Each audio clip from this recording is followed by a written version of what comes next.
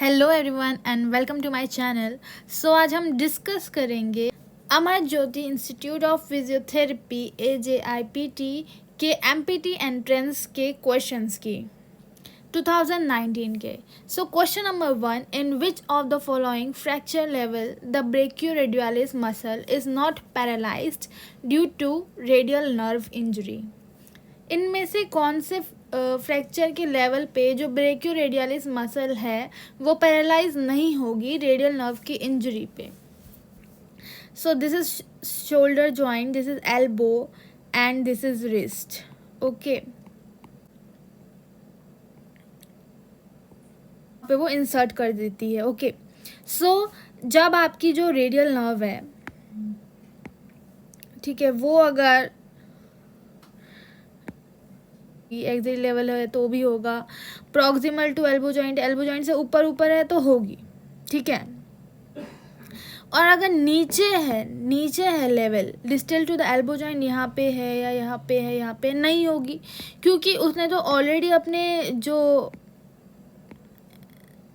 Inner wait यहाँ पे कर दिया ना उसको, इस लेवल पे। सो एल्बो से नीचे जो लेवल है वहाँ पे वो नहीं होगा प्रॉब्लम। एल्बो से डिस्टली पे कोई प्रॉब्लम नहीं होगा, बट एल्बो से अगर अबव इंजरी होगी तो प्रॉब्लम होगी, तो पैरालिसिस होगी ब्रेकियोरेडियलिस की। So answer is distal to elbow joint level. So this is the answer. Question number 2, a physiotherapist suspects a stress fracture in a 16-year-old distance runner। एक stress fracture है, ठीक है, means bone का fracture. एक distance runner है, वो 16 years old का है, and after completing a physical examination complete करने के बाद फिजियोथेरेपिस्ट ये सस्पेक्ट करता है कि एक 16 ईयर ओल्ड रनर है जिसको कि स्ट्रेस फ्रैक्चर है शायद। Assuming the therapist's preliminary diagnosis is correct, which of the following diagnostic tests would be the most appropriate to identify the stress fracture? अगर हम ये सोचते हैं कि जो थेरेपिस्ट का डायग्नोसिस है वो ठीक है, तो हम ऐसा कौन सा डायग्नोस्टिक टेस्ट उस पर्सन पे करेंगे जो कि एकदम अप्रोप्रिएट होगा स्ट्रेस फ्रैक्चर को आइडेंटिफाई करने में।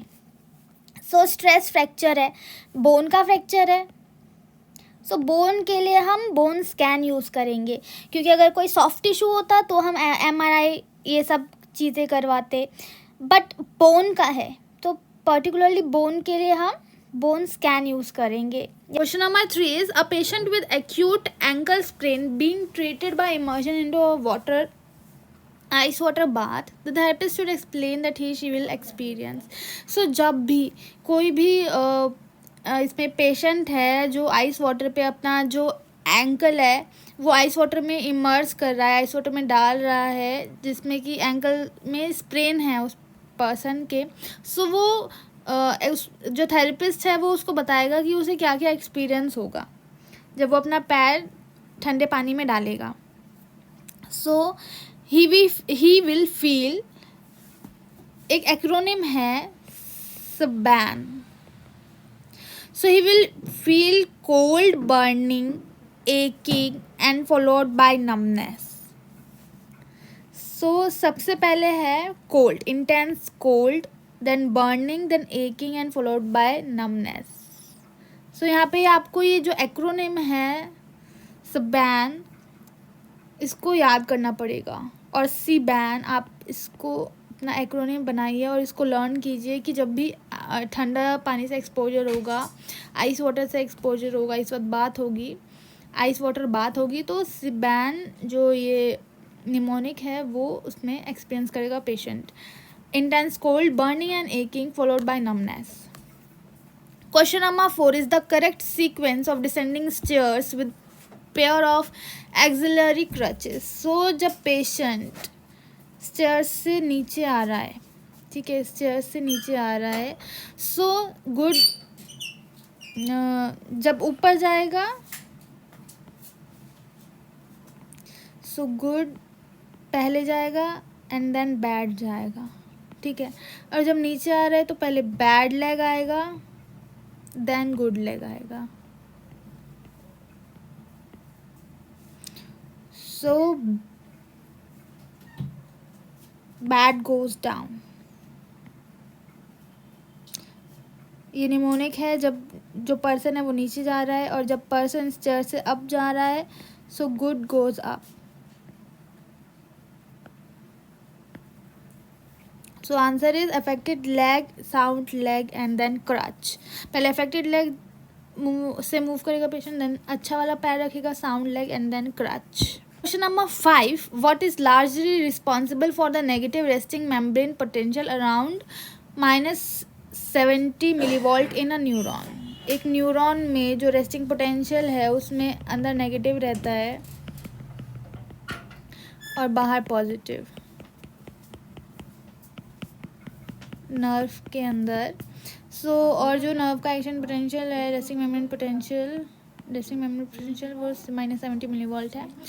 एंड स्केलेटल मसल्स में -90 मिलीवोल्ट होता है. इसकी जो वजह है वो है voltage gated sodium channels opening. यहाँ पे चैनल्स होते हैं जिसमें क्या होता है कि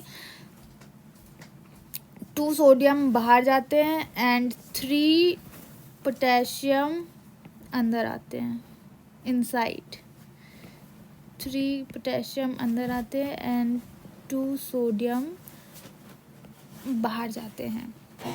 नेगेटिव अंदर ज़्यादा हो रहा है, इस वजह से लार्जली नेगेटिव होता है resting membrane potential. Next question. You are performing sensory test on a patient diagnosed with C6 nerve root impingement. Testing should be concentrate on the. So basically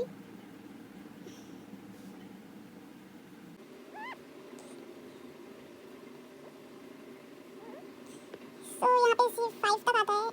ठीक है, this is C6 index finger and thumb जिसको वो cover कर रहा है. Then C7,